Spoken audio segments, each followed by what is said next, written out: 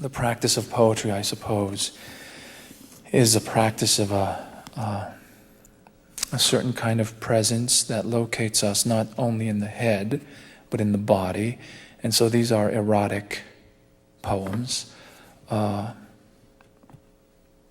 I would ask that if you could help me, that you would listen to these poems, the language of these poems, with your body and not just your head, you know. I think language comes from like the soles of our feet or the hair on the backs of our knuckles and our fingertips and the ache in our right knees. And all, you know, it comes from the whole being. It might be that the practice of poetic presence is the practice of whole being. I don't know, but we could talk about that, Michael. This is a poem I read in Utah, and a very nice woman came up to me afterwards and said, "You should be arrested for that." And I was knocked out. I thought, thank you, you know. So here we go. It's a poem about mother's milk, but it's safe. Poetry is a form of mother's milk for me. Maybe I have a mother complex. I don't know. This is called The Waiting.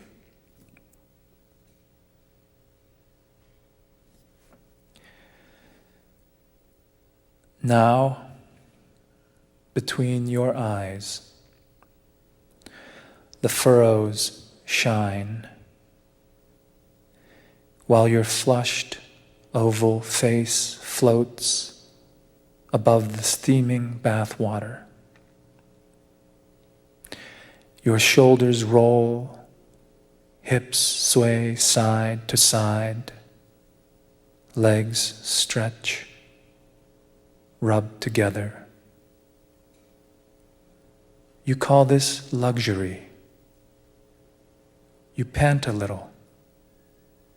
Your eyes close beneath a thought. What, I wonder?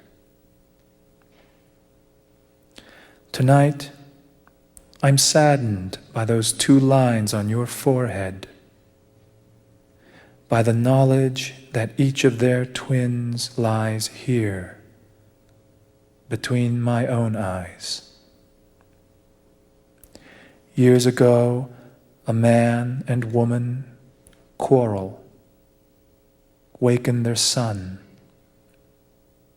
The woman runs into the bedroom the 3 share and soothes him, while in the other room waits the man who, if he hears any of what's going on in the city, traffic, the neighbor's TV, music from an upstairs balcony, his wife lilting a child's tune,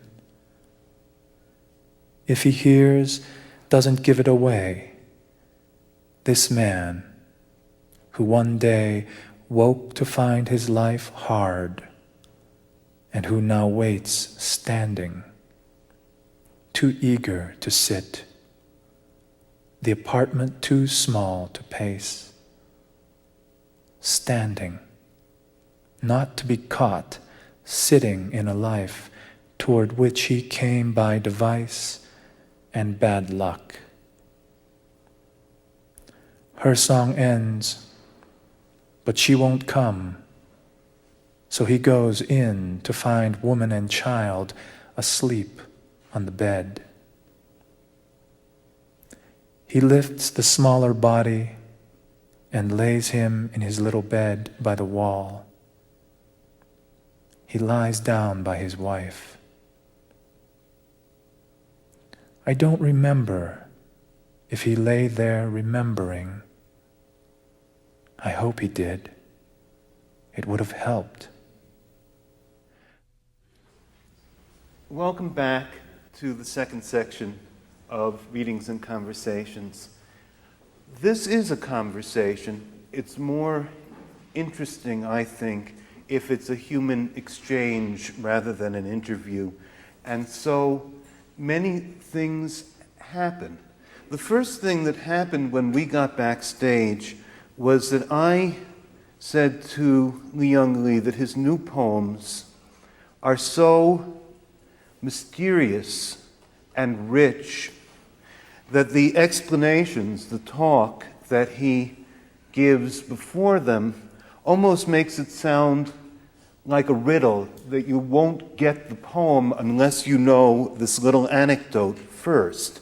And I feel that the poems are not dependent on the anecdotes, that they're strong enough, and in fact the anecdotes are the voice of the younger Lee Young Lee, who was addressing the audience almost in as much love as the way you address your parents, that you want the response of laughter and embrace, whereas these poems that you're writing now are more austere and rich, and I don't think that they need all of that responsiveness. And I wondered about that movement toward greater and greater mystery and secrecy. Yeah, is this good? Can you hear me?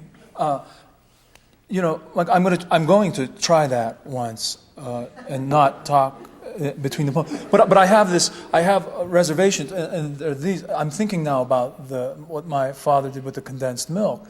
I think, you can't just not just give the alphabet. I mean, and on the other hand, I'm so articulate tonight. Okay, calm down. Here's the other thing. It feels to me like in order for me to write those poems, the place I'm at, when those poems arrive, is a place of such, I experience it as great vulnerability, that to read them feels too vulnerable, and so I need some sort of something around it to make myself comfortable. I guess I'm talking to make myself more comfortable. In front of people. I remember being astonished when I was younger, and there was a point when I would go to a poetry reading. This is so embarrassing.